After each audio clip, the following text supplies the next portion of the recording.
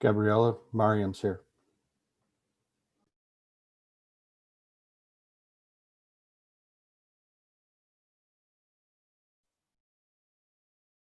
Hi, Zach. Good to see you. Fernando, hello. Great to see you.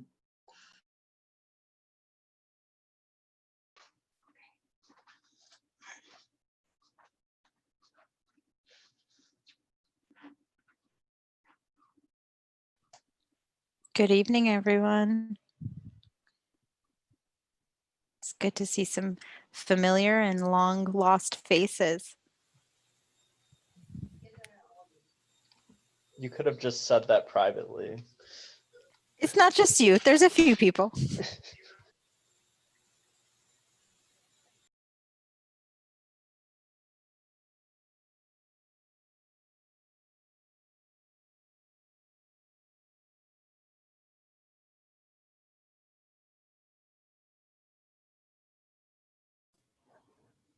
Mariam, did you want to start?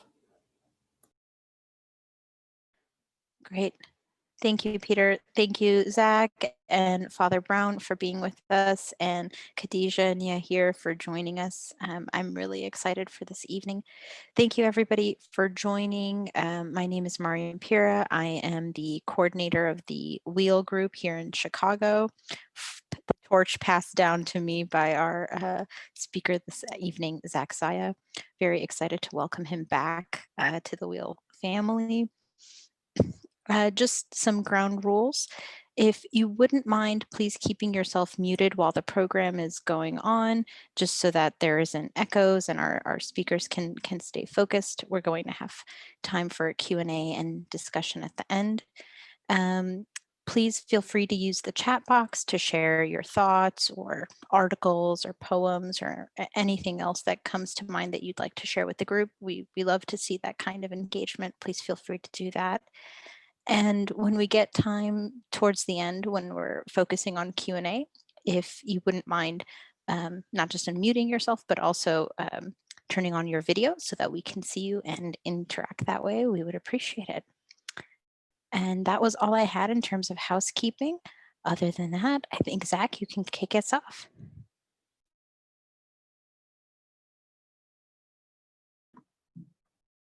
Thank you, Miriam, and it is great to see you, and great to see just some old familiar faces, not old, but familiar faces from back in the weal days. Such a great community. So I think I just want to start with that, just real gratitude. I think I just have a lot of like really full circle kind of feelings right now, because I'm so excited to share and introduce you to three members of the Cristo Rey family, and have some of those folks interact with some dear friends from Chicago and the Weal and Catholic Theological Union. So that just makes me really happy. Kind of my cup brimmeth over. So I wrote down some notes. So if you see me referencing my chicken scratch and pausing, it's because I'm trying to read my writing that I composed for this evening. So yeah, I just really want to thank Catholic Theological Union, the Bernardin Center, Commonweal, you, Miriam, as weal leader, for inviting me to do this. It's really a privilege. I also do want to just name how grateful I am to be a teacher at Cristo Rey Jesuit High School in Minneapolis. In preparation for this, I think Jess Cass, you're on the call, so you appreciate this. I wrote down our mission. You can check us out in Google and learn more about the school, but I just wanted to say that Cristo Rey Jesuit High School provides access to a Catholic Jesuit college and career prep education to unlock the potential of students of any culture, faith, or creed to transform our communities. And I say that because I've got two of my own students on the call with me, Yahir and Khadijah. I'm so proud of you. Thank you for being part of this. And Father Joseph Brown, in addition to being an amazing poet and professor, is also on Cristo Rey's board. So shout out to you three fellow members of the Cristo Rey family. What I'd like to do is really have this be a communal reading experience. So all four of us are going to read different pieces, and I'm going to be in conversation with each of the writers. But I thought it'd be cool at the start, before I kind of dive into some comments on Poetry Lockdown. If each of the readers and presenters could introduce themselves briefly, and if you want to talk about, especially for students, if you're a little nervous, Yair, Khadija, you can talk about what grade you're in, maybe what you want to major in college next year, anything like that as an intro. So maybe I'll pass it, Father Brown, to you first, and then to the students, just so everyone gets to know the four readers today. Sure, because you did say you had old faces on here. And I wrote that down because I also have an old brain and I would forget it otherwise. And I like to remember those things. Joseph Brown, native of East St. Louis, been in the Society of Jesus, otherwise known as the Jesuits, since 1962. And I started writing poetry when I was 12 years old. So that means just about 64 years of poetry writing. And I started publishing when I was a sophomore in high school. My math skills just disappeared. I have degrees from all over the place, and I have been a consistent writer because it has saved my life several times over. Reading and writing are not, they're not incidental in my life at all. And I am grateful. A friend of mine, one of my classmates that I'm very close to, managed to seduce me into being on the board at Cristo Rey. In Chicago, I was on the planning committee for the Christ the King School there. So I've had a lot to do with the network. And I have been really proud to work with the students, especially through Zach's classes. It has made just a huge difference of joy in my life.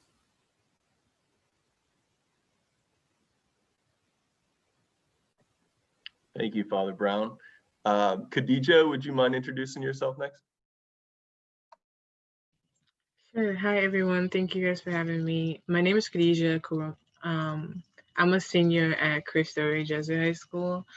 I am planning on going to college next year to major in business and environmental studies.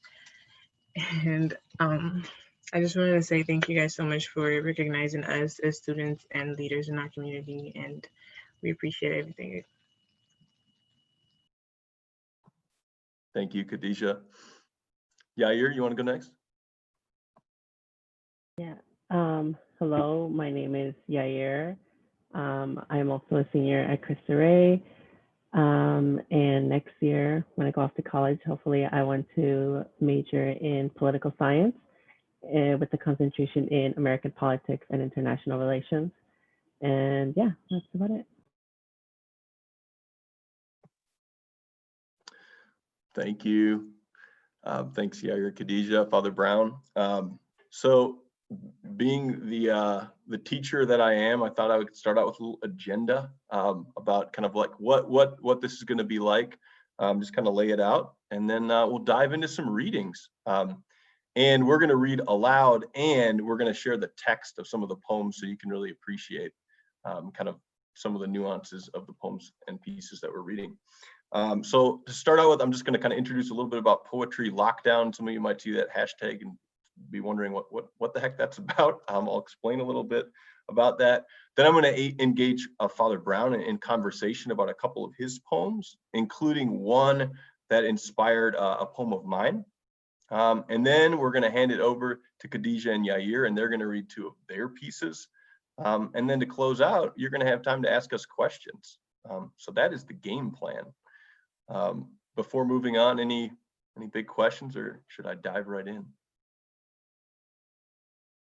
All right, thanks. Miriam gave me the go sign.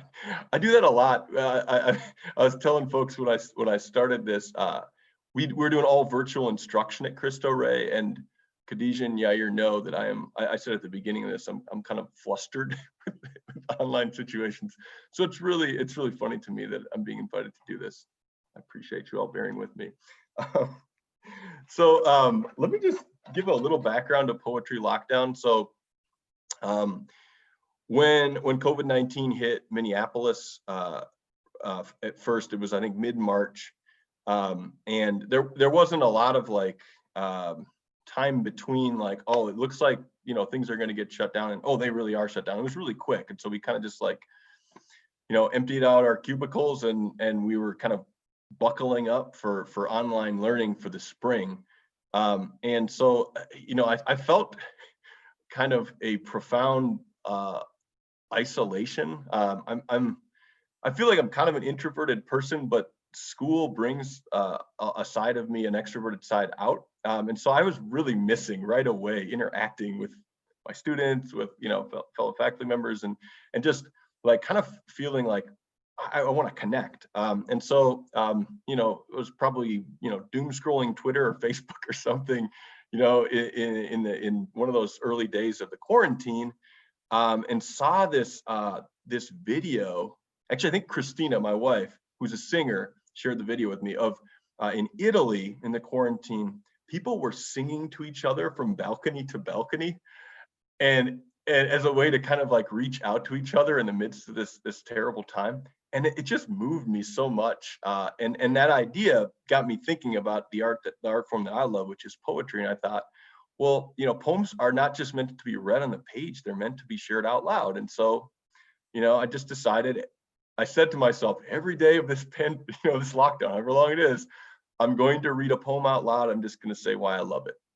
So I started doing it, and just every day. And to be honest with you, very early, it became one of my favorite parts of the day, because invariably there would be someone who maybe I hadn't talked to in a very long time, or who I didn't even know, who heard the poem and then said, wow, that really touched me, or that moved me. It just kind of gave me a little spark of joy. So I just kept at it. And so that's something that kind of kept going. And one of the things that was really moving about it is I started reading a lot of contemporary poets that are alive right now.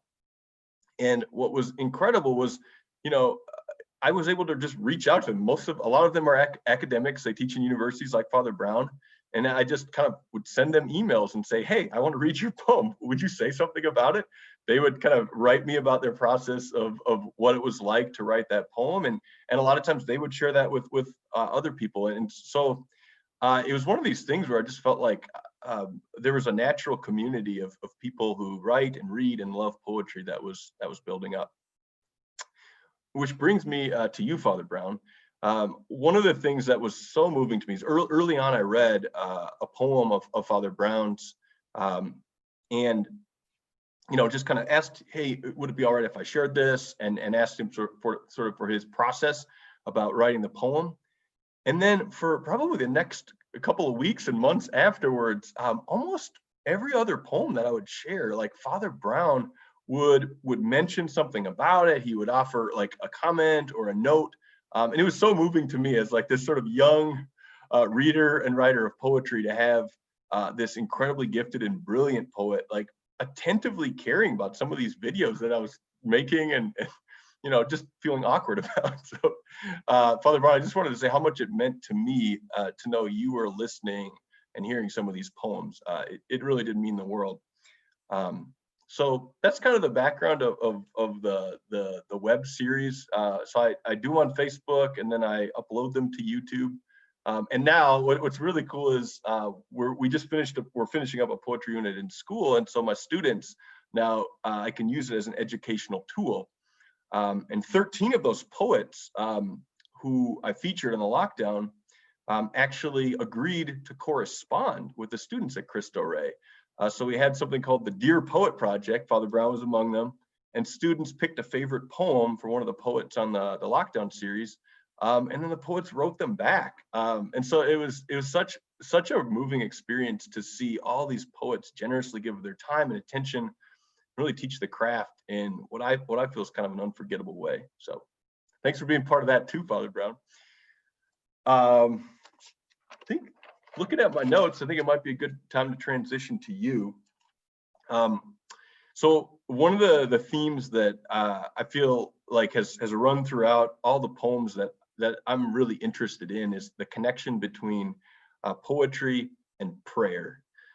And I think poets are able to renovate language that has become tired and almost lost its meaning. I mean, I'm a cradle Catholic, you know, I was raised in the church. And some of the words and the stories, like after a certain point, they kind of like my eyes gloss over. I stop listening. I stop being arrested by the power of the stories. And one of the things that really impresses me about you and your work, Father Brown, is the way that you do that renovation on a regular basis in your poems. So maybe that might be a good opening for you. Is maybe could you talk about? I know you mentioned a little bit when you virtually visited our class, but sort of your approach to poetry generally, and then when you do enter the scriptures or sacred texts, like how you approach them. I have always believed since the night in October when I was in the 7th grade and I was laying on the floor reading Saturday Evening Post, and right in the middle between the articles and the kind of features, they had poems. And I had been reading poetry in my older sister's high school textbooks and in books we had around the house. And I just decided I was going to see if I could imitate something I saw in the Saturday Evening Post. It was light verse. And so iambic pentameter rhymed. And I sat there, I laid there and practiced it. And then I turned around and handed it to my father and said, "What do you think of this?" And he said, "That's really good, son. You ought to keep doing this." And here I am. But the first thing was discovering how to play with words. That's to me the key. It can be a poem about just finding a body of a missing child in a tenement, but I still have to use the words in such a way that what you said about renovating or being arresting in that capacity, captivating, because poetry is music. And we see that every day now in the last, 40 years with hip hop. But it's always been chanted poetry. I also mentioned, I think, that when I had to major in classical languages and literature in the Jesuits, because that was really old school, we had to learn Latin, Greek, and French. The Greek and Latin poems changed me. But then I was also introduced to modern American poetry. And the most telling point, and then I'll just skip over the introductions about what I'm talking about how the words have to captivate, was we had to translate something like 14 lines of Greek poetry out of the Odyssey every day during that summer class we took.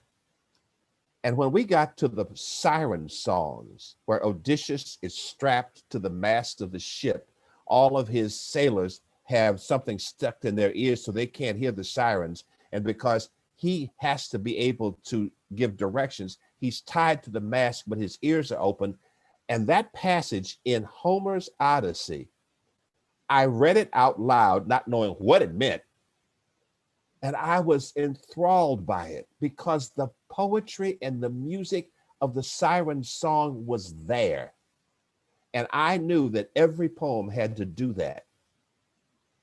Then I moved into the subtle way of putting a voice to the voiceless, which is where you come into talking about my poems about scripture, for instance. I would rather write about a story, a character, out of the Ignatian tradition of finding yourself in the composition of place in the 3rd week of the spiritual exercises, where you go into a scripture story and you look around and see who you are, Ignatius says. And my attitude is, who's not talking?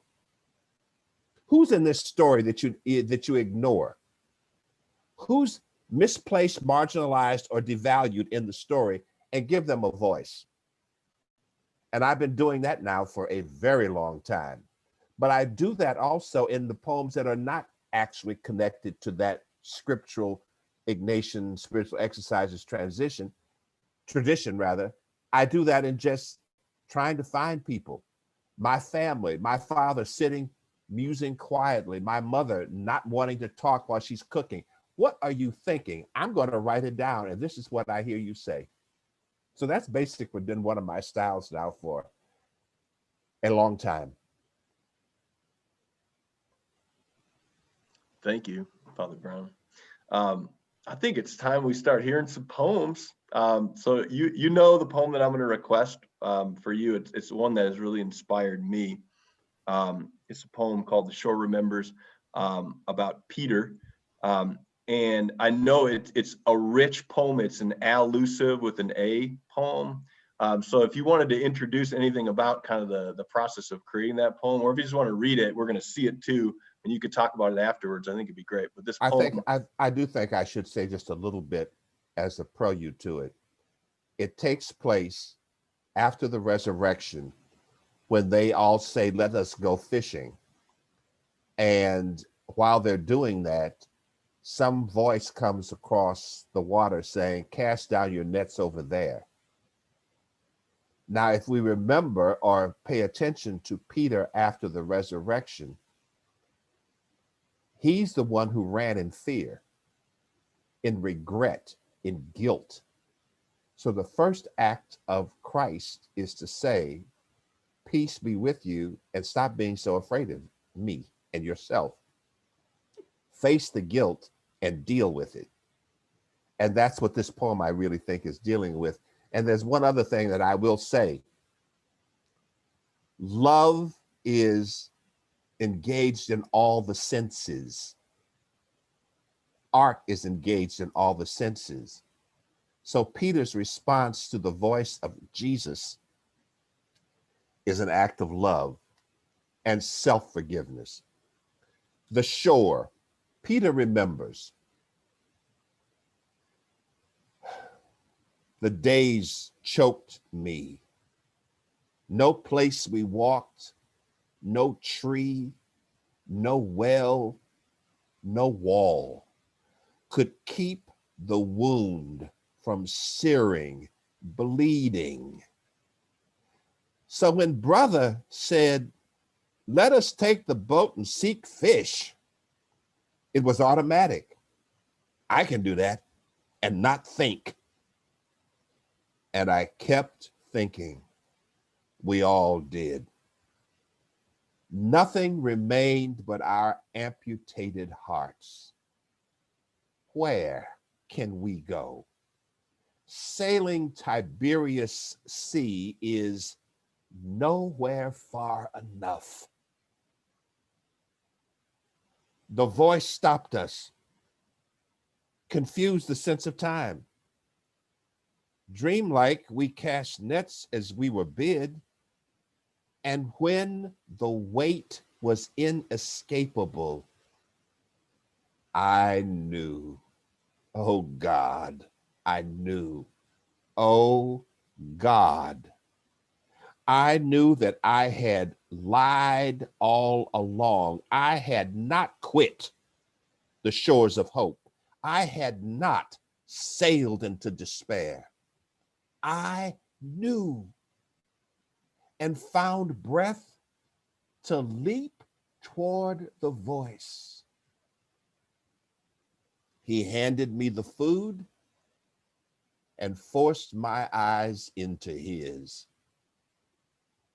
What was left of love? I shook. My body embarrassed me with its stiff response. Oh, not here, not now. And I trembled. What is left to love? And I wept for all the lies I had lived.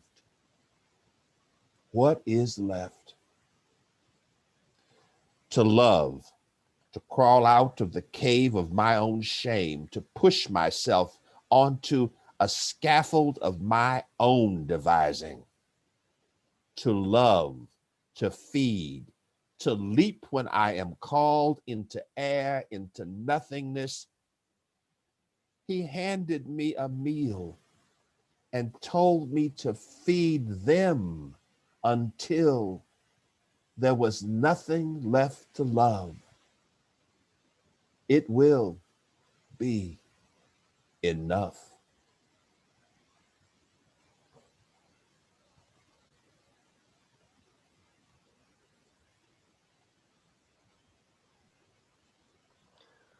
thank you. So this next part's a little hard for me. This poem of yours, Father Brown, really opened something up for me. Yeah, I've shared with you, and I'll share with others now too. In the Cristo Rey community, we lost one of our students this past August, David Ramos. He was a student that I taught. He had just graduated high school, and he died in August 2020 from complications of leukemia and dengue fever. And it was really hard for us as a community to grieve and lament in the way that we needed to do to honor him and come together as a community because of the pandemic. And I just want to say, Father Brown, something in your poem just kind of broke into me and allowed me to grieve or lament in a way. So I'm going to read this poem now for David. But I also want to say as an introduction, it in a way it's written almost as a letter to you, because the language of your poem allowed me to grieve for David. So this poem is called Left to Love, and I think you can see it's pretty intimately related to what Father Brown just read. Left to Love for David. At the end of a summer, at the beginning of a school year, in the middle of a pandemic, in the where are we of a fight for racial justice, a young man, an old student of mine, dies. There is no sense to it. 18 years old, class of 2020. He was 18 years old since the beginning of the pandemic, in the middle of the pandemic. I say these words as if in the pandemic's mouth, as it closes over me, even grief is made a little darker.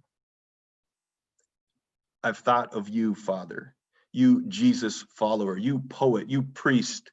Into the waters of the word you have dived so many times and let your eyes adjust to seeing underwater, like Peter who dived into the sea and came up for air to talk with the risen one. You said, he handed me a meal and told me to feed them until there is nothing left to love. Mama's voice from Raisin, that time she caught her falling son and loved him like the Jesus follower she was too. There is always something left to love, she said. Father, there is nothing left of my student.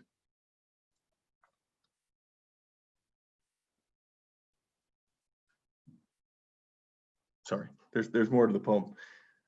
Father, there is nothing left of my student but stories now, memories. I play the audio of his college essay that I find in my email. I hear him talk about his dream of playing soccer in the pros, of making his family proud. He goes on and on, well past the limit of 650 words. And I am grateful for his breaking the rules now. Now there is a little more of him left to love.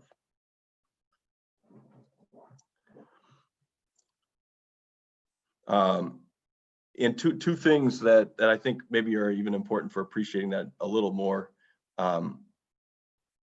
That phrase there's so both Yair and Khadijah, I believe you definitely did. I know you did. Read and watched Raisin in the Sun as juniors, and you remember that scene where Walter has agreed to betray his family and take the money from Mr. Lindner.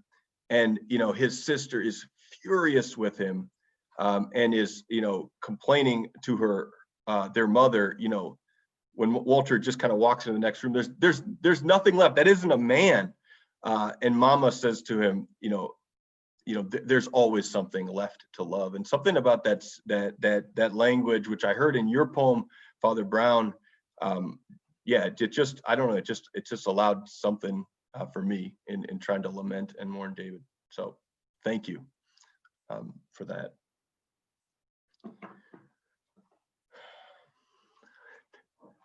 Now I need to find the energy to keep going. Um, so, speaking of grief and lament, Father Brown, I remain incredibly moved by the poem you wrote for Ahmaud Arbery. And I wonder if you might maybe talk a little bit about the generation of that poem, where it came from, and then I think that would be a great poem to hear aloud. It's so powerful. A young man that I am devoted to, he walked into my office at campus the first week of his freshman year and told me that he had decided I would be his grandfather because he needed a grandfather and his was not there. And he had heard me do an orientation speech a few days before that. So he brought a file of his poems and short stories and said, here, look at these. And I'm sitting there looking at them. And I said, when did you start writing? He said, when I was 7. I said, get out of my office. Who you think you are? I didn't start till I was 12. Well, we are family. We truly are. I had met him when he was about 1.5 years because his father used to teach here at Southern Illinois University. The first 2 years I was here. A very well-known writer himself, Ricardo de la Cruz, who wrote a novel called Straight Outta Compton. Well, Cortez, the young man, sent me a poem that he had tied into one of Sterling Brown's poems about Old Lim. And when I read it, it went through me the same way you talked about my poem going through you, because I had just been so in a cave over that whole video of Ahmaud Arbery being pursued down the street in daylight. And this was before George Floyd was murdered. When I saw that video, and my heart just went out and said, oh my, if only, if only. So in response to Cortez's poem, or it sparked by it, I wrote this poem about My Arms Are Empty. And I will say this as far as construction, I got stuck somewhere around 1/3 of the way in and I couldn't figure out how to move on. And then the picture of the Pietà just was there. And I said, okay, now I can finish it. The poem told me how to write it. So I will now read this, and it came out in May, right after, it came out after the murder of George Floyd and before we found out about Breonna Taylor. But this is a lamentation for every lynched Black body I know, and every brown body, and every young white body that was killed by suicide because people hated him. We all have to mourn. My arms are empty. A song of lamentation for Ahmaud Arbery. Oh, when I saw him die, I no longer cared about the trembling, the tears. No one walks these streets except the very few, and the solitary runners choke me.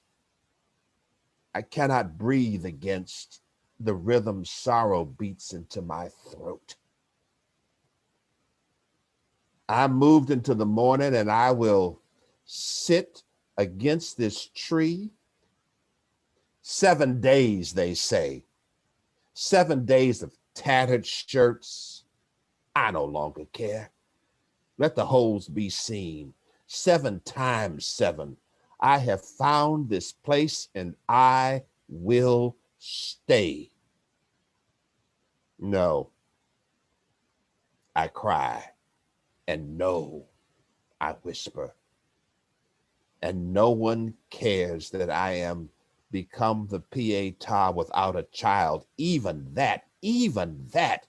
And I hum, oh, Mary, don't you weep.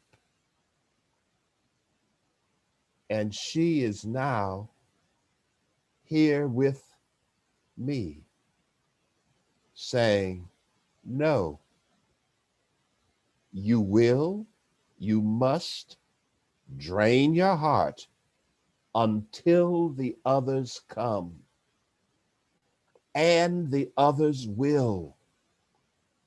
This tree is not shelter, not from the devouring fire.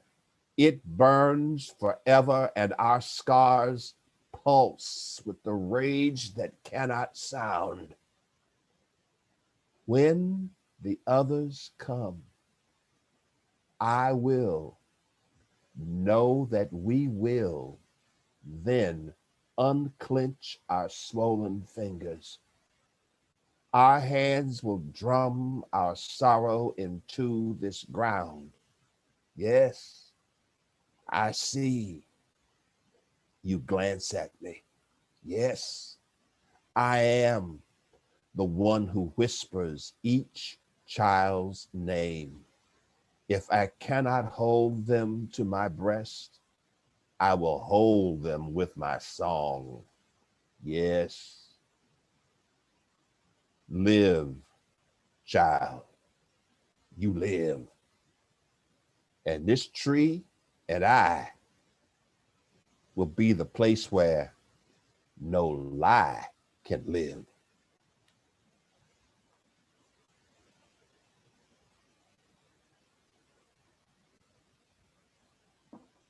Thank you, Father Brown. So I said at the beginning, I feel so privileged to be here sharing this moment with you all, with you, Father Brown. Another privilege that I had was just reading the letters that students wrote to these poets, and then reading the letters back from the poets. Just the level of attentiveness and generosity, like it floored me sometimes to tears. And Khadijah wrote to you, Father Brown, and you wrote her back. And Khadijah, you're going to get a chance to read your work in just a minute, but I thought it might be nice, Khadijah, if you wanted to speak to maybe anything in your letter, or Father Brown, if you wanted to speak to Khadijah at all, I thought I'd open it up before you read your poem, Khadijah. Yes, I really appreciate that poem because that same morning when I woke up and I heard the news about Ahmaud Arbery, it broke my spirit. I was laying in my bed and I was just lost for words. And that line where you were like, I no longer care. That is exactly how I felt that day. I was like, I don't care anymore, you know. And I know a lot of my peers felt the same way. And so when I first read that poem, it really touched my soul. So thank you for writing that. Well, you have made the poem, you finished the poem by saying that. So I really appreciate what you said, because you can't lie in art. And that's why that poem ends up with, this will be the place where no lie can live. This will be the place, the tree, the poem, the person. This will be the place. And if there's any way I can tell you, when I was your age, I had to write poetry in order to save me.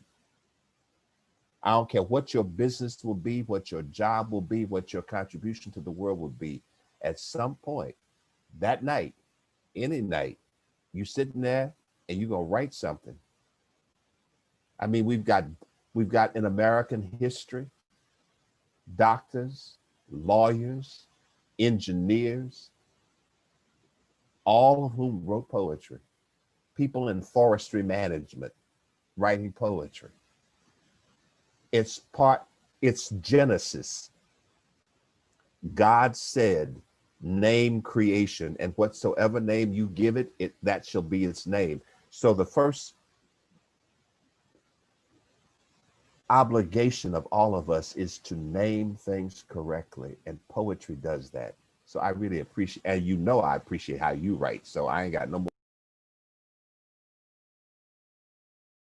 Thank you so much. This conversation is just making me so happy.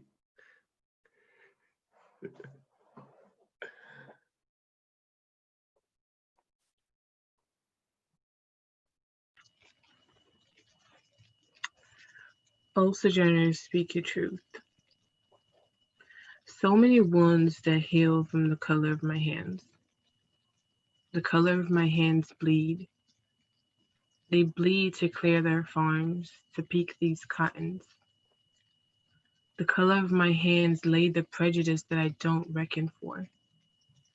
How prejudice can blind a man's eyes from seeing the racism, sexism, homophobia. I've been a woman for so many years, it'd be blasphemous of me not to be on my side. Feminist. F, the friend and a woman who compares to no other, you'd rather make me suffer and keep me locked to succumb to their ratchet bullies. E, how enraged I get that such a hierarchy was placed over the color of my hands, and also being a woman at that. And maybe if God had made me from the same elements as them, maybe I won't have to succumb to their auspicious bullies. They engaged our spirits and compelled me to raise good citizens. Aren't we good citizens? Aren't our daughters good citizens? Oh no. They'll have them to grow to also raise good citizens. I want to be my own person. Is that too much to ask? N, Negro. They say my color and my womanhood have been diminished. I'm not only a slave, I'm not even human enough to be on the same level. I insisted they let me go. Rather kill me or let me speak for my people. My people need to hear my voice. Their people need to hear my voice. S, Sojourner. You need to pipe it down or your words will get you killed. Sis, they already killed me inside out. My voice is all I have left. T, time and time again I ask, am I a woman? For your prejudice to be so anguished, they scoff at the sight of me because I'm a Negro. Well, this Negro got something for you. Keep your damn prejudice to yourself. Lock it away in a Pandora box. Ain't nobody got time for that. Sojourner, why you like this? You know these white folks don't listen. They only see the color of your hands and they paint a picture that's so stereotypical, you can't even say a word without being labeled a criminal. I'm a criminal? They who put me in chains, scathed my back with the lines of their canes, raped me, woman, without consent. I'm a criminal? No matter what they do to me, be burned alive, no one will get to hear my cries because I'm a woman and I'm Black. Let the color of my hands speak their truth. Let them bleed the injustice they suffered from them white prejudice, white supremacists.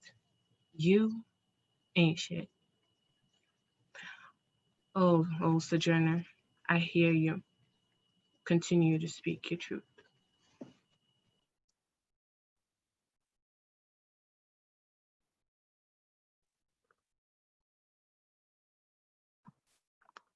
Thank you, Khadijah. And oh, I see some. Oh yeah, some hands. I want to snap. I want to brag on Khadijah a little bit too. So Khadijah, I teach her now in my AP English class, and I also taught her last year as a junior. And in addition to being a fantastic writer, she is also a terrific presenter of poetry. I don't know if you all have heard of Poetry Out Loud. It's a national competition where students memorize poems and then present them publicly. Khadijah competed the state level and was like a hair of going on to the next part, but she did this incredible version of Maya Angelou. What was the poem again? Maya Angelou's, remind me of the title, Khadijah. Oh. I know why the cage bird sings. I know why the cage bird sings. Yeah, it was incredible. And this poem, right, that you just heard is from a multi-genre, multi-poem synthesis essay that Khadijah wrote. Yeah, just thank you for sharing that, Khadijah. Is impressive. And you're going to get a chance to ask the poet Khadijah questions in just a few minutes. Before that happens, though, I want to segue to our final reader, Yair. And I just want to say, so both Yair and Khadijah are part of something at Cristo Rey called the Poetry Club, because as you can probably tell by now, I'm a huge poetry nerd. Even during the pandemic, Wednesdays at 2 p.m., we get together. We talk about poems that we've written or that we've read that are moving to us. And then we do some crazy exercise that I've found. We write and then we share our work.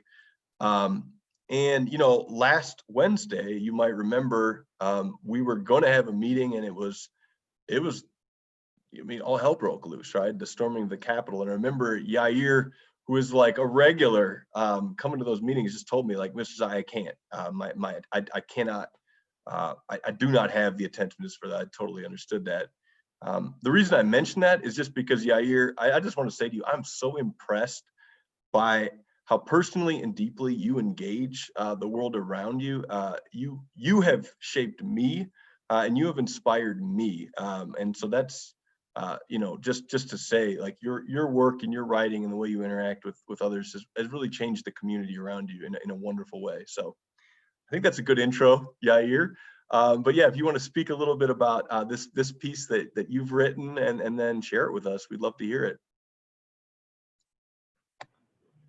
All right. Well, it's just basically a letter to my past self. I'm just speaking to my past self when my dad was stopped by ICE unprovoked.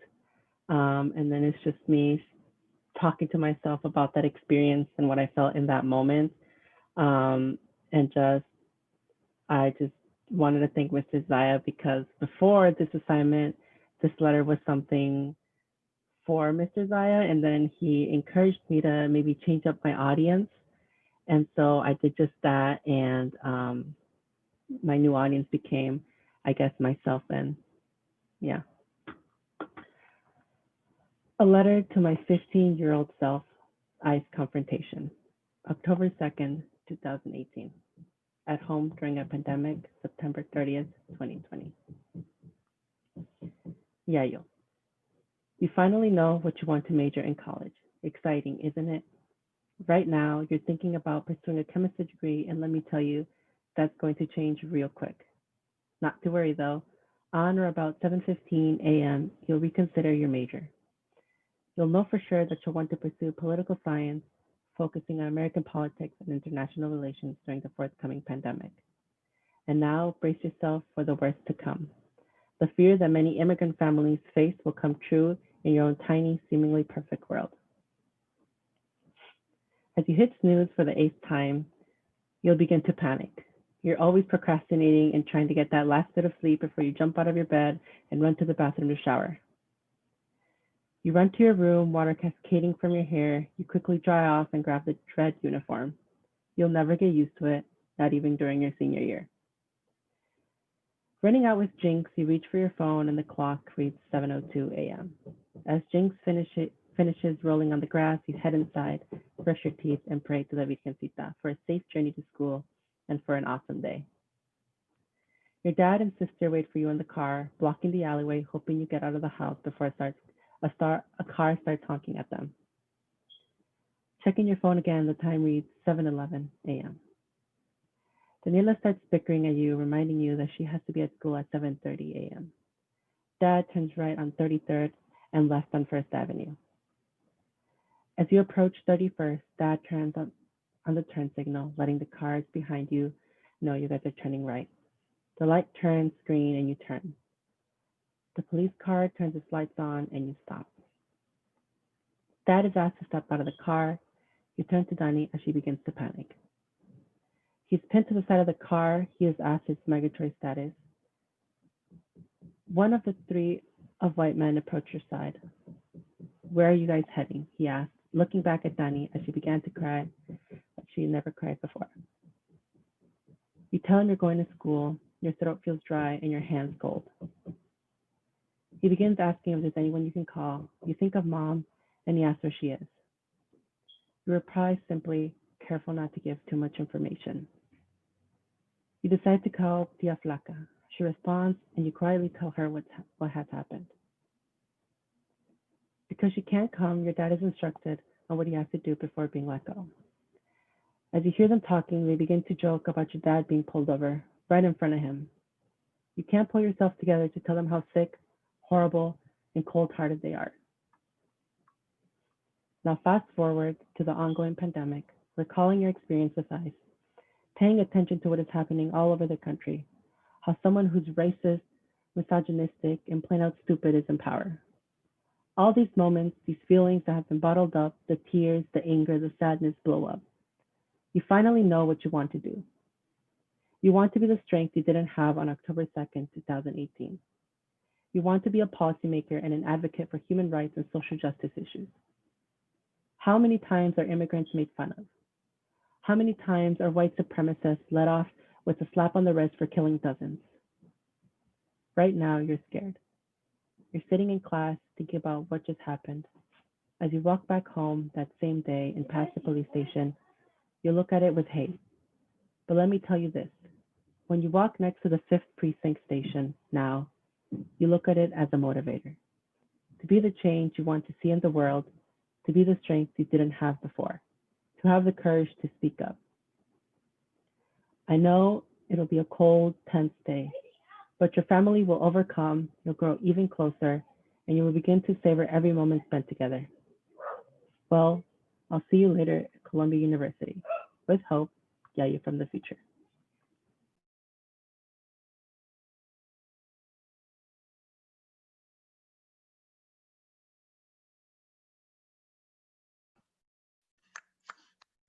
Snapping, Yair. That was beautiful. So this is, like I said, just been such a privilege. And you all in the audience, you have the writers right here. We'd love to talk with you. So if you wanna ask a question, I think we were saying, I mean, there's I think about 24 or 25 of us on the call, so we're happy to, do it through the chat if you want, or if you want to unmute your mic and ask a question to any of the 4 of us. We'd love to open the conversation up.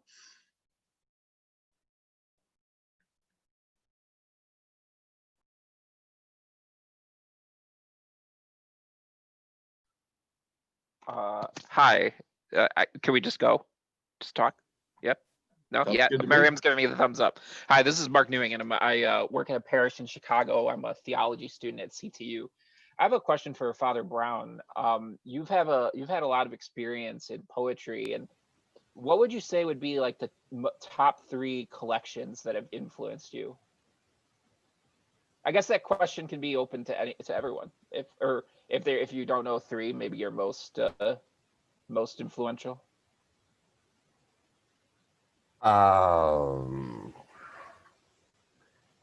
70 years of reading, and you want me to name the top 3 collections. I knew you'd do this to me. I just knew it.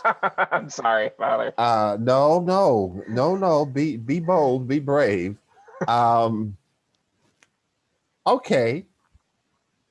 The collected poems of William Carlos Williams, the collected poems of Langston Hughes, and then it gets tricky. I'd have to put Gwendolyn Brooks, Sterling Brown, and Phyllis McGinley all in the same lateral line. Mm.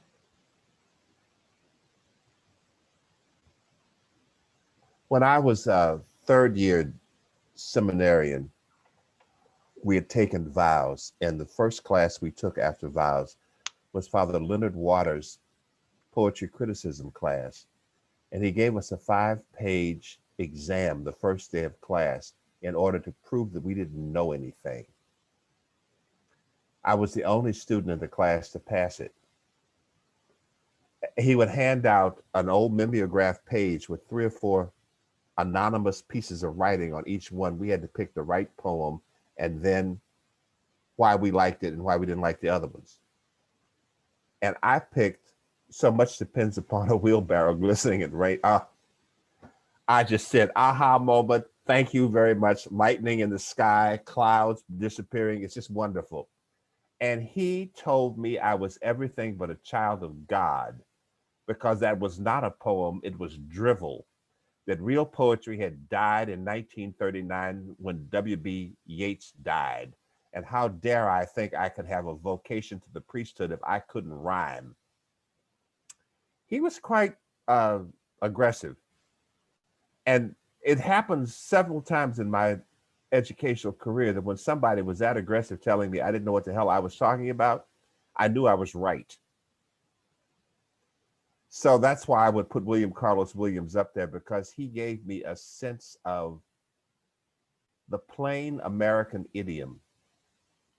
And even the lining of my poetry, I think I owe as much to him and Gwendolyn Brooks as I owe to anybody. So thank you for asking me that question.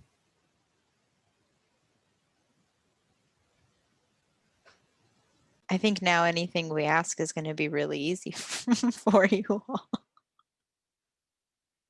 Did anybody else of our readers today want to share maybe some of their favorite or most influential poems?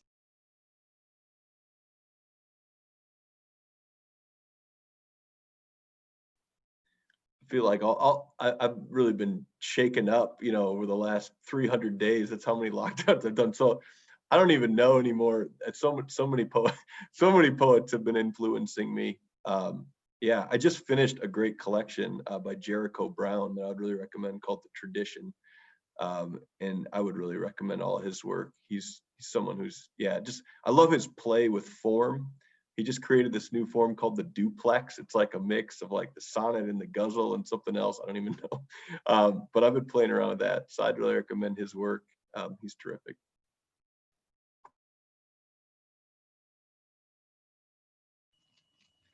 I believe from my writing, you can tell that Sojourner Truth is definitely someone that I admire a lot. And also Maya Angelou, they're my top two.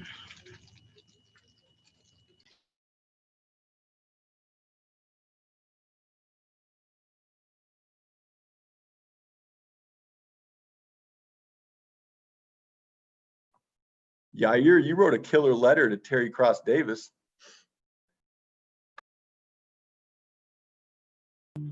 Yeah, I don't really have, I guess, any really people I guess I would find influential, but definitely she was a huge inspiration reading a lot of her poems, especially now that I found this new political activism within me. And I just really felt that it was natural for me to just write to her. And it was really such an amazing experience. And I'm really grateful for that.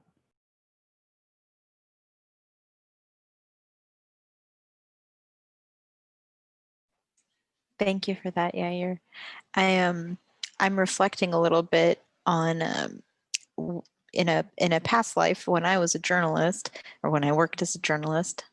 I worked for a library organization, and one of the things that was big in libraries was, I think maybe a little bit similar to Father Brown's experience, you had a whole group of people who would say, if you're an adult, you shouldn't be reading YA or young adult literature or children's literature because there's something very poo-pooey about it, right? You shouldn't be reading it.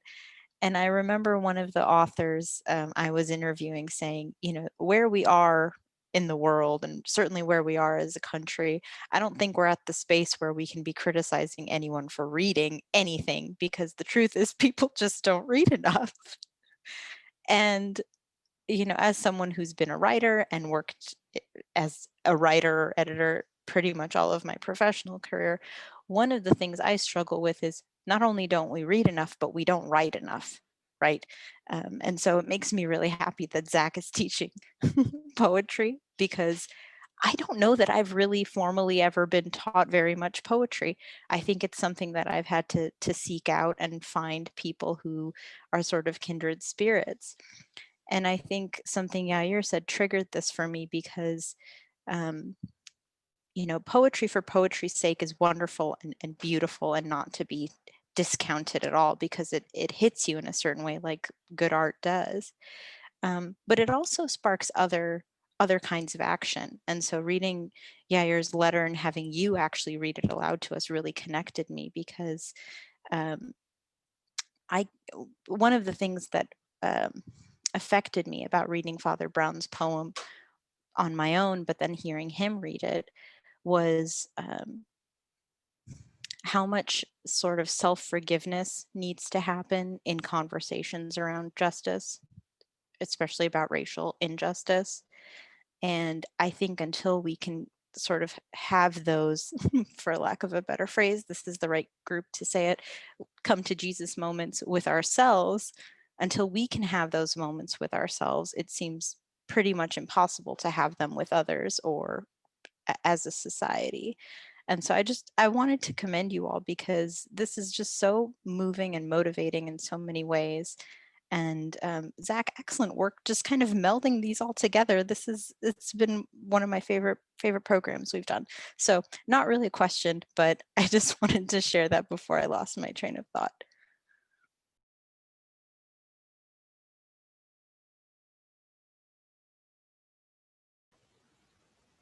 When I was in the 4th grade, I was not the best student. Uh, I think I've already proved that. But Sister Mary Rose said, "You've read all the books in this little classroom." She taught the 4th, 5th, and 6th grade together. "So you're going to get a library card." So I went to the East St. Louis Public Library, not knowing what I was doing. They gave me a card, and I walked down the steps, and I went down this wall, and then I went around the back wall, and then I came up the next wall. And in 2 years, I had pretty much covered that library. We moved to Wisconsin, about a half a block away from the city library. They had a children's section and an adult section. 7th grade, I went in there because I knew what it meant to have a library. I couldn't live without it. By the time I was in the 8th grade, this woman, this absolute angel, said to me, "You've read all the books here. I'm getting you an adult card, but we'll keep it over here. So I'll make you this promise. You go to the adult section and take any book you want, and then you bring it over here and I'll check it out for you." So I'm reading Graham Greene and all sorts of other Freud in my sophomore year. I was just reading all sorts of things. But when I read my sophomore year, I was reading The Grapes of Wrath. And my mother wandered through the living room and said, "What you reading, baby?" And I said, "The Grapes of Wrath." And she said, "Excuse me, I read that book. Take it back to the library now." I didn't go to the young adults. I went straight to the top. And so again, the principle of, if they tell me it's wrong, I have to figure out why. So I finished the book on the bus. Yeah, I did. I can't help it. I really did. Yeah. And then when I was reading a book by Graham Greene, my junior year of high school, my English teacher told me that he was on a prohibited list and I should take that book away to the library. So I finished that one. And years later, when I was teaching at the University of Virginia, I had a chance to tell him at dinner one night that his book had helped justify in me the possibility of me being a priest. If you can write a book about a defrocked priest running from the Mexicans during the Mexican Revolution, and I can get something about spirituality out of it. And so we had a fascinating dinner, which we dominated, and all the other people were just watchers. But I just want you to know that, and all through high school, I was a student librarian. So I just want you to know that you have inspired all those memories in me, because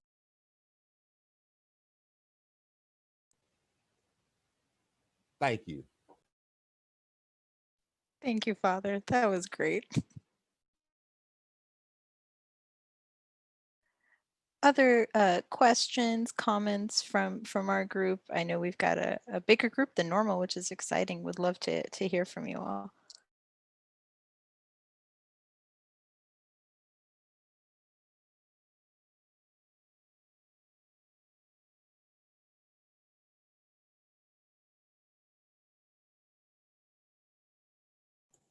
Yes, I'm new here. I had no idea what I was walking into. Got the email from CTU and said, that looks fun.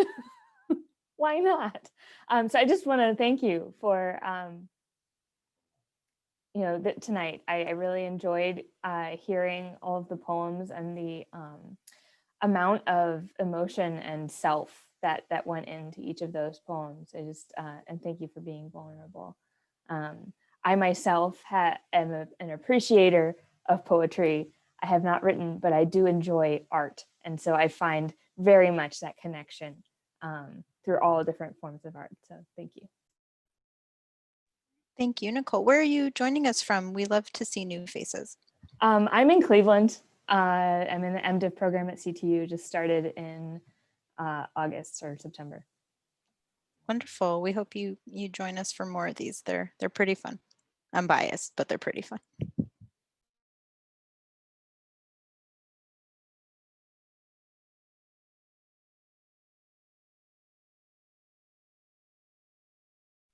Okay, I have a writer question. How do you all deal with writer's block? Like, do you have your own processes? Do you like go to a spa when we could go to spas? What do you do to get through writer's block? And then I see we have a question. Michael, I won't lose you. Got you next. I mean, I can start out. I think I get through writer's block by like just kind of writing whatever comes into my mind. And I think I'm also helped by the fact that I'm like the opposite of a perfectionist. And my wife Christine is laughing right now. I just don't mind writing bad things, you know, like it doesn't bother me at all. So I just wake up every morning, I drink my coffee, say my prayers, and then write poems, many of them bad, you know. And I told my students the same. I also assign them so much writing, it's impossible for them to be perfectionists and get it all done, right? Yeah, you're in Khadijah.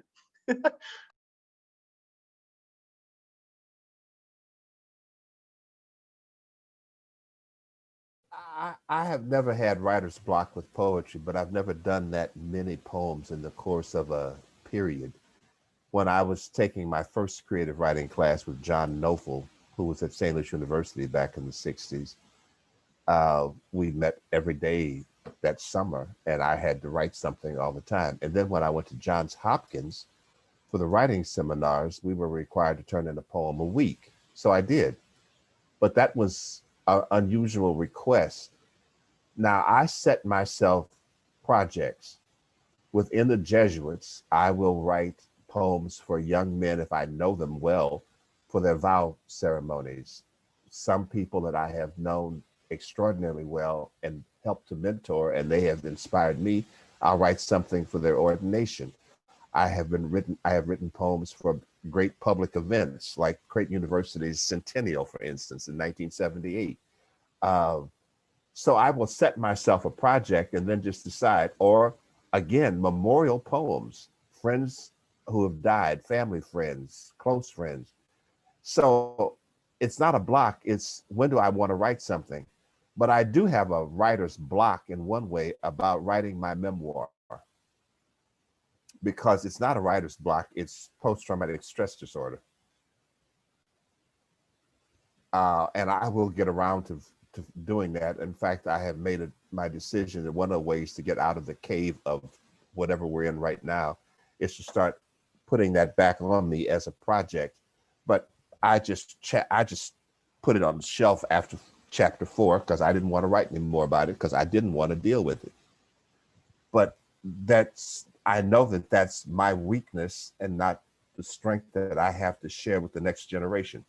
So it's just a mentality of, well, first of all, writing is work. You don't have to feel good about when you get up and get dressed and go to work, even if it's just from the bedroom to the dining room. But it's work. So do it. That's, yeah, that's kind of how I feel about that. Oh, I'm waiting for the inspiration from something. No, I'm not. I need to get this thing done. My Christmas poems, I write them. I know I'm not helpful, but then again, that's why you have this intergenerational conversation going on. You say, oh my God, the old fool's going off again. Well, that's true. I love it. I'm so here for it. Khadijah, Yair, did you either of you want to talk about it? Yeah, I wouldn't necessarily say I have a writer's block. For me, it's normally like, how do I want to start the writing? Because the very first line is what always captures somebody's heart and somebody's spirit to your poem. And so whenever I'm writing, I'm really conscious about the very first line is, how do I want to start this? And as long as I have that, everything else just pours as it's speaking from my heart. It's like, as I feel it, I write it. As I think of it, I write it. And that's how I write my poetry. And that's how I write all my writings. Something funny about this poem that I actually wrote is I wrote it in class, and it was like a session where we would just go to do homework. And that was that class period that I wrote this entire poem. I just sat there and I was thinking for days and days, how do I want to start this particular poem? And once I was in that class, I thought of the exact word that I wanted to say. I wrote it down and everything else just flowed. So for me, it's not, do I have a writer's block? It's, how do I want to start it?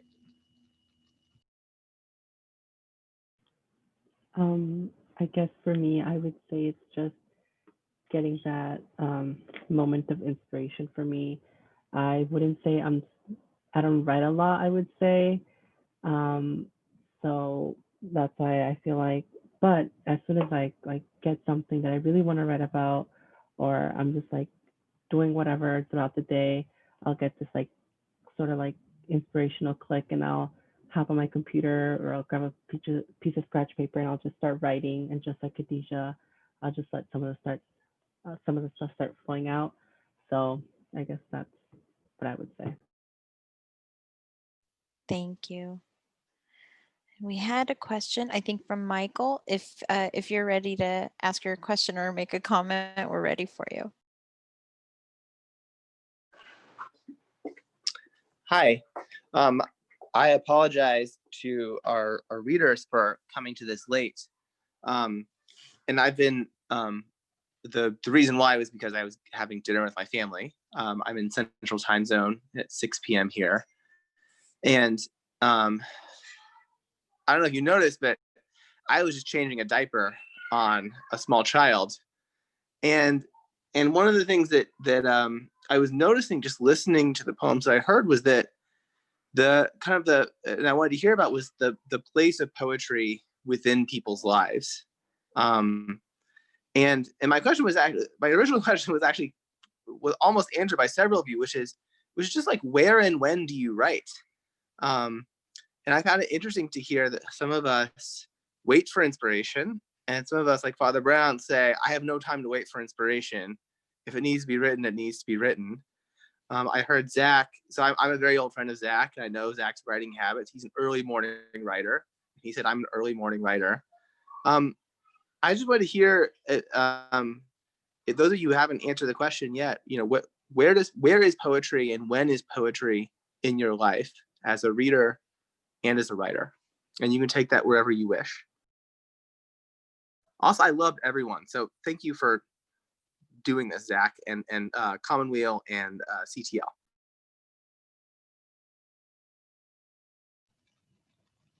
I can start. Honestly, where doesn't really matter. I normally stand at work and I'm at the cash register, and I would print out just an empty receipt and just start writing words down.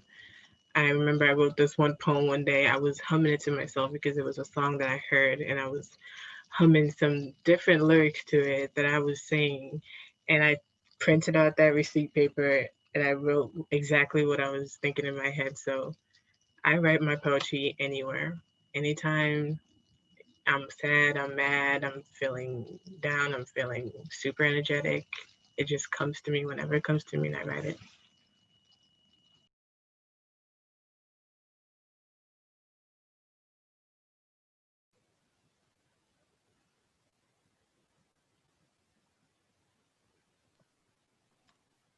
Thank you, Khadijah, and thanks, Michael. It's so good to see you. Really appreciate that you're here. Yeah, you're right. I'm definitely an early morning guy. I feel like that's kind of like when I guess when my mind feels like it doesn't have other things on it, like it feels like it's clear. So I think that's why I write a lot in the morning. But maybe similar to you a little bit, Khadijah, I do like, I feel like when I'm doing something that doesn't require a lot of brain space, then things come to me. Like, so I bicycle all year round, even in the winter in Minneapolis. And yeah, Miriam's shaking her head. Like that actually is like a that's actually like, it feels like an artistic zone or space in some way. Like it feels like I can't really do anything else except focus on the road and like not slipping and falling. And so Okay. maybe that frees something else up, some creativity, because I can't like go into my head, which I do way too often in my regular life. Minneapolis in the wintertime. I don't want to hear it. No. That's why your ultimate boss will never get me to Cristo Rey School, because 7 months of winter is more than I can handle. When and where, and I really am more of a disciplinarian than I might have admitted before this conversation tonight. I will say, except for something like the Lamentation for Ahmed Arbery, when I read that poem of Cortez, I just knew I had to write something. So then I trust myself. I know I'm going to write it. And I'm going to let it start writing. And what Khadijah said about, if I can get that first line, because that to me is the act of great creation, out of nothing, a word, and then you can move. But I don't doubt that I can write. Hello, 2 books and 65 years of publishing. That's not the issue. The point is, okay, do you trust yourself? I find the same thing to be true as an actor, which I've been doing since I was 18. I don't have to say, oh, I'm not one of those method actors if I got to figure out what this character is all about. My attitude is everything is human. So I can be any character on stage. And the same thing is true about poetry. I can write poems that, oh, these are all uplifting and spiritually focused and stuff like that. But they ain't the only poems I've written. And that's all I'm going to say. And we're going to change the subject now. So forget y'all. I feel like this calls for a part 2 with Father Brown. I appreciate that. Actually, I'm curious in the audience, do we have other people? I know Nicole said she's an admirer of poetry. Do we have other people in the audience who have dabbled, who have written? I would love to know, or please out yourselves. It's a safe space.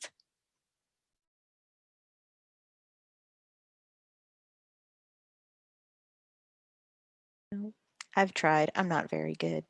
I'm also gonna out myself. I've also tried Miriam, and then I immediately go back into the realm of analytical writing. It's just the space I feel most comfortable in. So in the spirit of conversation and to alleviate some of the pressure off Father Brown, I'll share. I started writing by writing poetry, and I would do it in my school journals in school when I guess I should have been paying attention. But anyway, that's how I started writing. And what I would do is I would tear the pages out of my school journal so that my teacher wouldn't see it, and I would just toss them. And also, I didn't think they were very good, and they probably weren't. So I would toss them. And my best friend, who is still one of my closest friends since childhood, little did I know, she started collecting these things before I would throw them away. And on one of my birthdays, I won't say which one because I don't want to out how old I am, she gave me a folder of all these poems she had saved from our time in elementary school. And I had made a joke that if I ever published a book, it would be called Poems I Didn't Write or something like that. And sure enough, she had, she's an art teacher. So she had made this like big cover and made it look like it was a published piece of work. And there's my 7th and 8th grade chicken scratch of poems. And it was one of the most touching things. And then I read the poems and I was like, thank God I didn't show these to anybody because they're terrible.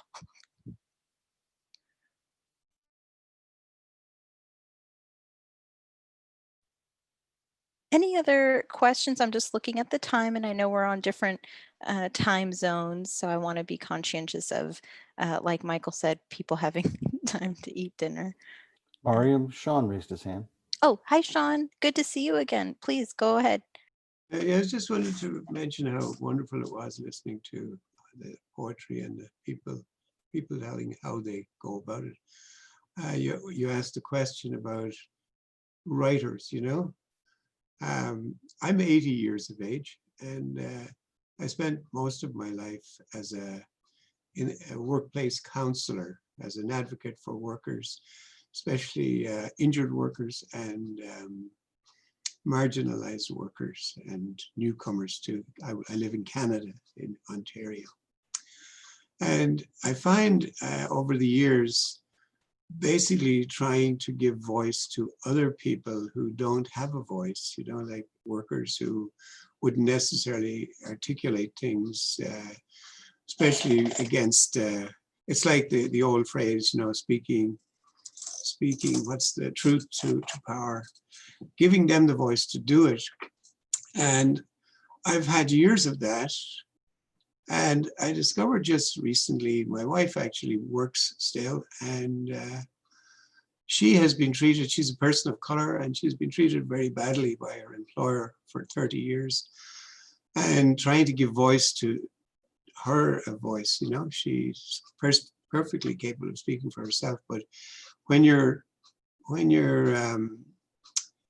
she doesn't have a victim complex or anything like that, but when you're insulted and treated badly, and you don't have the energy for your voice. So I'm glad to say that I'm giving her a voice. I haven't, it's not something I could publish. So the problem is I've written all these things, but the privilege of it was listening with people. I worked at the working center in Kitchener, and there was a great philosophy there that everybody is welcome, anybody who walks in the door. And you could spend as much time, there wasn't, you have to only spend 35 minutes here and 20 there, to address their issues in employment. And so for all those years, I had the privilege of listening to other people's stories. So I'm very, very happy to have had that experience. And thank you for allowing me to tell you about it. Thank you, Sean. It's always so wonderful when you're able to join us. So thank you for being here. Actually, it sparked a question. I don't know if other people have this question. I have several close friends who are poets and writers. Zach, I know you have published a book. Father Brown, you've published a couple of books, and we have some very talented young poets who read to us. Would either of you or anybody want to share some insight into what goes into getting poetry or books published? That has been something that's come up on a few of our weal meetings because of our partnership with the wonderful folks at Commonweal. So would love to get your insight into how you go about getting that done. Father Brown, if you'd like to start. I'm going to be consistent. I was talking to Charles Rowell, who is the founding editor of Callaloo magazine, one day when we were both at the University of Virginia. And he made a comment about, why haven't you ever published a book of your poetry? And I said, because nobody ever asked. And he said, well, I'm asking. So 2 weeks later, I handed him a manuscript, and it was called Accidental Grace, as an actual grace, accidental grace. And a classmate of mine, the wonderful historian, scholar, and artist, Richard J. Powell, decided to illustrate it. as in old manuscript calligraphy. And so he asked, flash forward to 2009, another colleague of mine, a schoolmate of mine from Yale, Frank Chipasula, who is probably published about 9 books in his life and read a poem for his home country, Malawi, at the Olympics in Great Britain a few years ago. He's all of that. And he got tired of me putting together little pamphlets. I'm a word perfect person, and I could put together a Christmas pamphlet and hand it out to people. And he said, why are you doing this? He said, it's time for you to get these poems in a collection. And he got a special fellowship grant at this university. And our secretary at the time, he said, I don't know what to do with this. And so they started brainstorming, and he decided to start his own publishing company. So he said, well, you're going to have to be the first book in Brown Turtle Press. So I have never been able to tell anybody any advice on how to publish a book because I don't audition for plays and I don't send stuff out. Now, when I started publishing poetry as an adult, not in high school, but as an adult, there was America Magazine. And at Fordham, they had a journal of philosophy called Thought Magazine. So I just took the privilege of my SJ behind my name and would send them poems. Now, 3 years after I started sending them poems, the editor at America Magazine, I asked him, could I change my name officially for all the poems I wrote from my from my birth certificate name to my vow name in religion, which is Luke, because it was important to me to honor my father, whose birthday is on the Feast of St. Luke, and Luke being the only non-Jew among all of them. And having been an artist and the best writer of them, I thought that that was a good name to take in religion. Jesuits don't use those officially, but I do.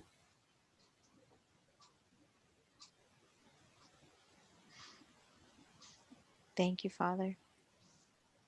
I'm not much help, but then again, I've already proved that tonight. So there. I think it says a lot about just being open to when God's speaking. I think that is valuable in its own way. Thank you. Yes, I agree.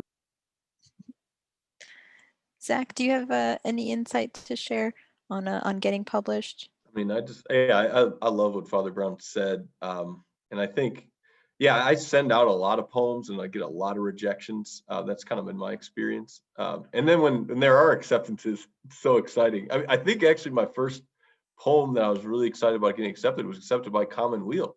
So woot woot. It's called St. Paul Lives Here in Minnesota, and that's the title poem of the collection.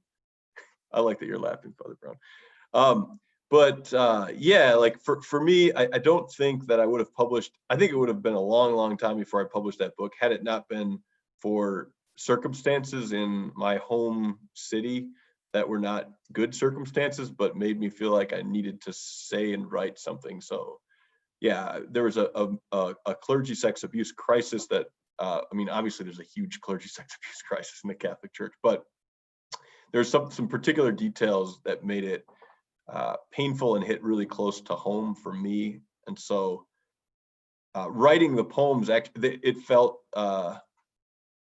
dangerous and good, dangerous and sort of a necessary risk that I felt like I needed to share sort of my experience. And I'm not a survivor, I need to make that clear, but was in a position where I could have easily been a survivor. One of my close mentors was a credibly accused priest. And so that was, it just became really important to write the poems. And honestly, I had so much anger towards the Catholic Church that I almost needed to write them as a kind of therapy. So I don't know if I can speak to the quality of the poems, but I think as a whole, there's a coherence to them. And so, you know, maybe that's a connection to Father Brown. And then I don't think I wanted to write a book about that of any subjects, but it kind of wrote itself in a way. You should mention what we were talking about before we formally started, that we're both for the first time appearing in the same magazine, unbeknownst to each other. Yes, I That'll love be that. coming out this spring. So you Mhm. tell them about that. We have a wheel exclusive. Sorry, Gabriella. Yeah, Presence. It's a lovely journal. In Presence, it's a literary journal that's especially focusing on intersections between faith and imagination, and they are featuring Father Brown's work. And he is going to be a featured reader. Father Brown is at this weekend, I think Sunday. Yeah. We should find a link to that. I don't remember the exact time off the top of my head. But I also have one poem, and it's also about St. Paul because I'm obsessed with St. Paul. I don't know why. There you go. It has nothing to do with being from Minnesota.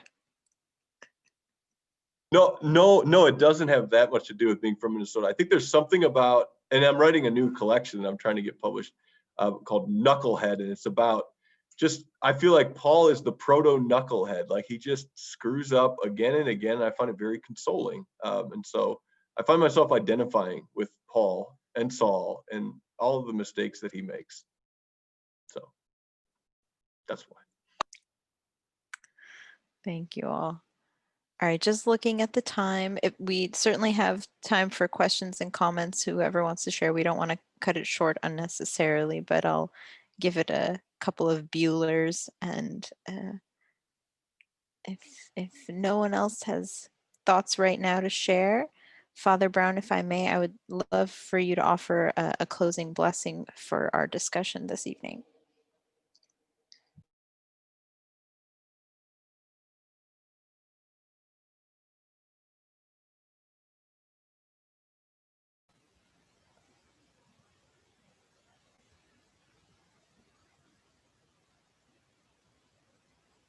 We listen to the word because we have been told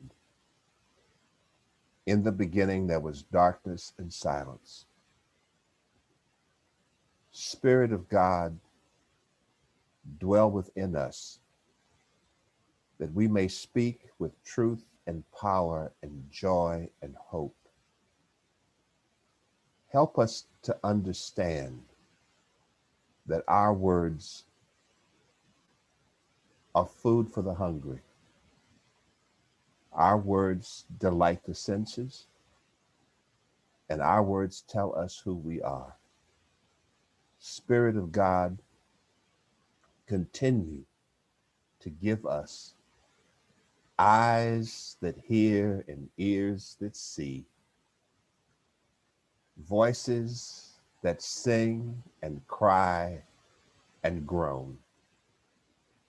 Spirit of God, take us always to the cliff of unknowing and show us what only we can see.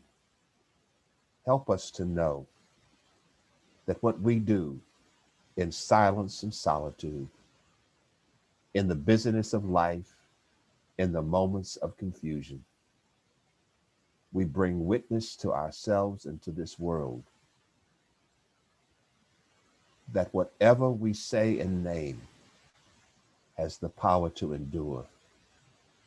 Spirit of God, we are your children. Amen. Amen.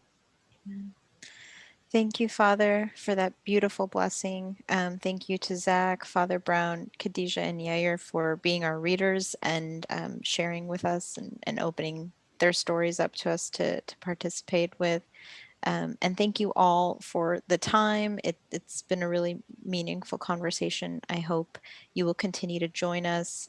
We have these wheel meetings virtually until until other circumstances are available to us pretty regularly. So please be on the lookout for emails and feel free to invite everyone. Thank you to the Bernardine Center and to Commonweal for being just such wonderful partners. So with that, thank you all. God bless you and stay safe.